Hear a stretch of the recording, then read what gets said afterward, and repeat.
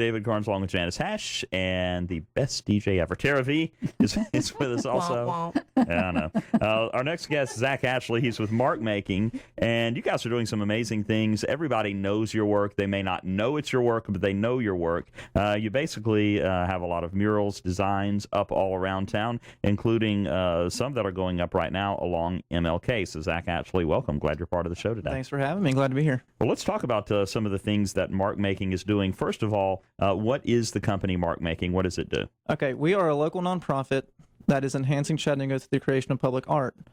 Although we always use non-professional artists of some sort, whether it be youth or some sort of disadvantaged adult, mentally ill, homeless, fill in the blank.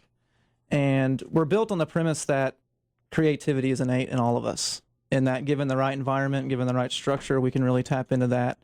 And not only that, but if we put it in a public setting, it beautifies the city for all of us. And it gives the people who usually don't have a voice in the way the public sphere appears, it gives them the power to influence what all of us take for granted, and makes them feel a part of the community. Absolutely. And which is incredibly important for people to contribute to the community. They need to feel they're a part of it. I think that's a great way to do that. Well, let's talk specifically about the mural series that you guys have running right now. The first mural has been completed. Can you tell us a little bit about what that is and where it is? Absolutely. The first mural is on the side of JJ's Bohemia on Martin Luther King Boulevard, right across from the Bessie Smith Cultural Center. And for this mural, we wanted to, all of our murals on the Martin Luther King Mural Series are being funded by Community Foundation, and we've also received a grant from the Tennessee Arts Commission. And the theme of all of them is neighborhood revitalization. And we're working very closely with the Martin Luther King Neighborhood Association, who've been wonderful. And so the first mural is about Martin Luther King, and the theme is I Have a Dream.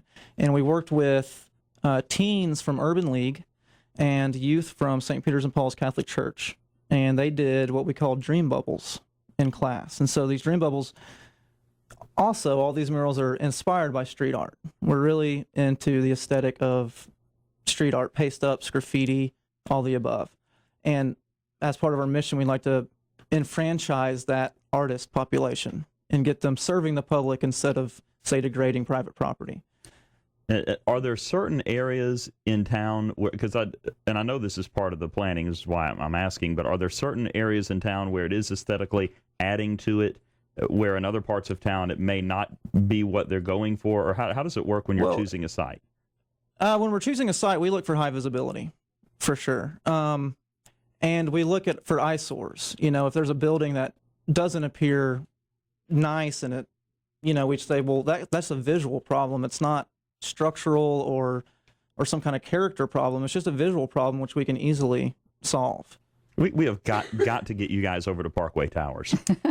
The one next to the pavilion. Yeah, oh, my stars, we got to get you over there. So we have dreams about Parkway Towers. Now, we actually do have graffiti on top of Parkway Towers. I saw that. The It's Here on the top is a project of ours. We didn't advertise it because we wanted to create a rumor of what's coming. What is at Parkway Towers? Excellent. I love it. So now everybody knows. That's But true. so some kids from Normal Park Elementary helped us on that project, and a graffiti artist named Sour. Yes. That is crazy. I love it. I was totally kidding. No, that's No, we have dreams of giant eyeballs hanging from that building. And why wouldn't you? Zach Ashley is my guest. He's with Mark Making. Real quick, in this minute before the break, tell us how Mark Making began. It's really a fascinating story. Frances McDonald grew up in Chattanooga, moved away, became an artist, moved back. She founded Mark Making. And she had an experience where the city had her do a mural on the side of the Central Block building. This was about a decade and a half ago, maybe. And they incorporated 150 youth from the city's rec centers. And she became a facilitator of art creation. And she really thought that it served the community more than her alone in a studio painting artwork where she didn't even know where it was going to end up.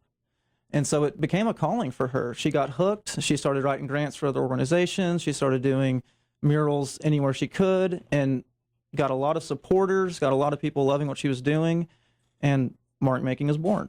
I love it. Zach Ashley with Mark Making, talking about the murals that are going up along MLK is one of their latest projects, also creating a sculpture for the Bethlehem Center. We'll talk more with Zach about what Mark Making is doing to make Chattanooga an even cooler place than it already is. Is that possible? Yeah, I believe it is. 4:45.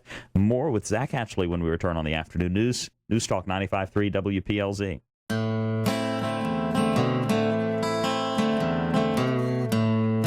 Afternoon News with David Karnes and Janis Hashe on your news and information station. News Talk 95.3 WPLZ.